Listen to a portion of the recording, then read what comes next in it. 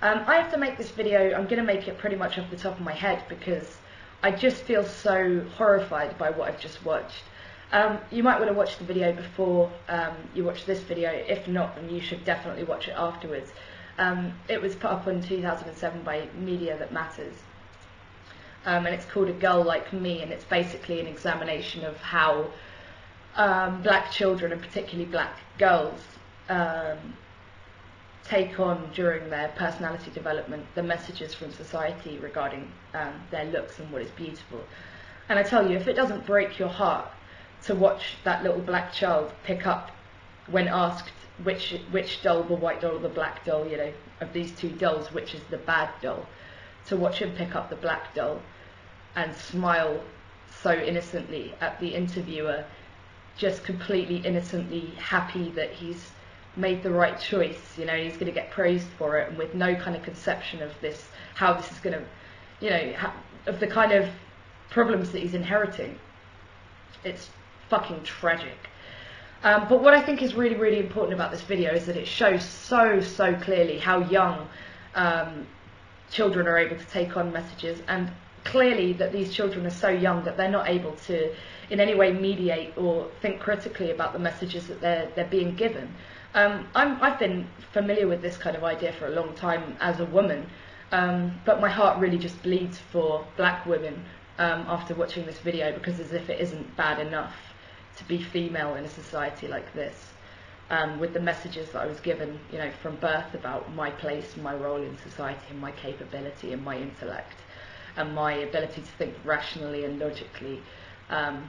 How much worse would that have been if I had also been considered, you know, even more likely to be unintelligent and even more likely to be unattractive. I remember that looks. I went to like a quite an impoverished London secondary school with a lot of really poor kids, and some of them were, and a lot of them were really racist. And I remember that one of the remaining things that it was still acceptable for white people to say to each other was like, I'm not racist, I just don't really find black girls attractive. And because it's a kind of, I suppose, like, it's thought of as a very, you know, you don't make a choice about what you find attractive, and it's a very personal thing.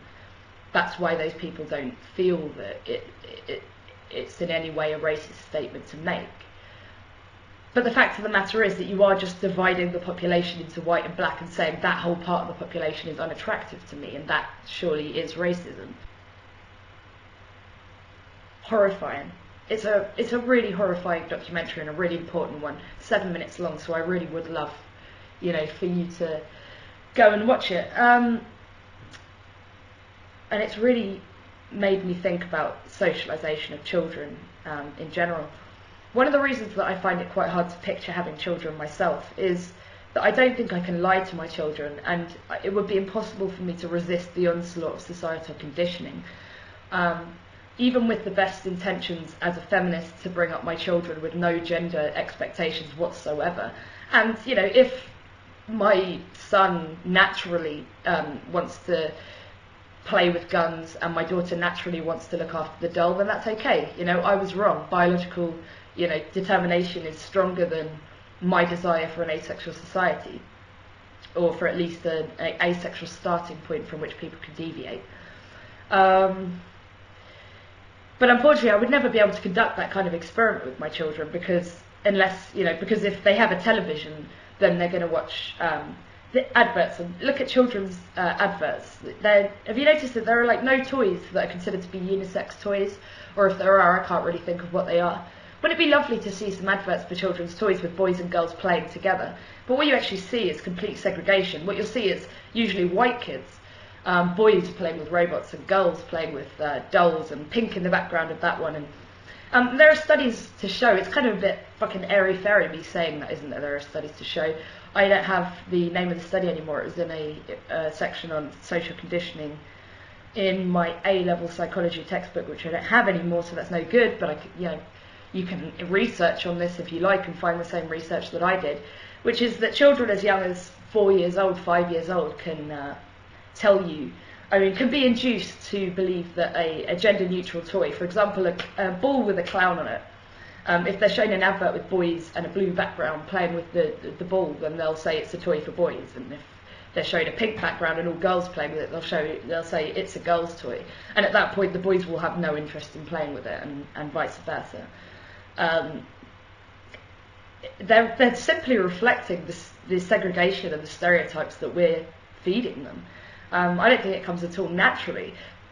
But when I say this, people force forward the biological determinism of, no, you're underplaying biology, but I'm saying you don't know that. I don't think this is natural anymore. There's nothing natural about this. In fact, 70% of women report that they were tomboys as children, and that it was around about the time of their kind of sexual awakening, the time of their kind of adolescence, and those type of messages, that they felt that in order to be socially acceptable and to achieve the interest of a man, that they should then become feminine, and that femininity never seemed like much of an appealing prospect before that to 70% of women. So biological determinism, and anyway, God, I hate biological determinism as an approach. One problem with it is that it's based on very inaccurate stereotypes in the first place. You don't see, kind of like monogamy is thought to be, but who was talking about this? Was it Rogue of Empires? I can't remember. Monogamy is thought to be a natural instinct of women, and yet we used to live in matriarchal societies specifically because no one knew who the father of their children was, because monogamy wasn't prevalent. What else? I don't know.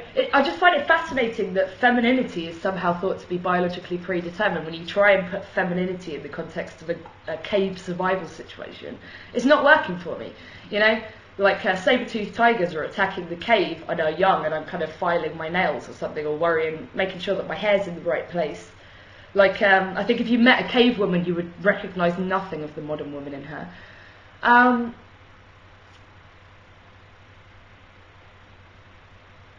This is a really important argument, and I don't think I'm making it very well, and that upsets me. Biological determinism. Well, I just have a problem with this on lots of levels, because let's look at some of the traits that human beings biologically determined to share. Like, instinctually, we just want to take a shit whenever we need one. But nowadays, when we feel that we need to take a shit, we don't take that as a sign that we should just squat down in the middle of the pavement. We take that as a sign we should look for an enamel flushing latrine to use. So biological determinism for me is just on a greater level than that. We split atoms, we travel in space. The fact that we can make these kind of intellectual accomplishments, and yet some people still think that they're somehow living in some kind of urban jungle. And it's exposed to me because I'm, supposedly, when I say I don't want to have children, people say, oh, you just wait for your biological clock to kick in, it'll all make a lot more sense.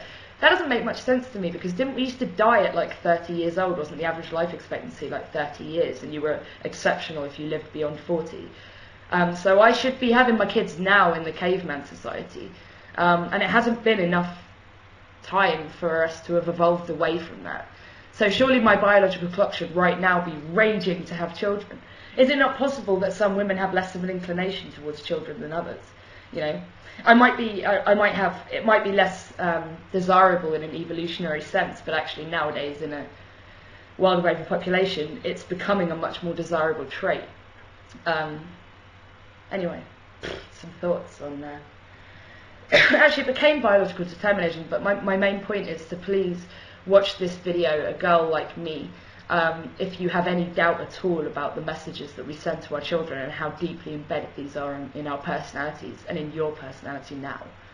I found it fascinating and tragic. So 7 minutes, please do it. Have a good day.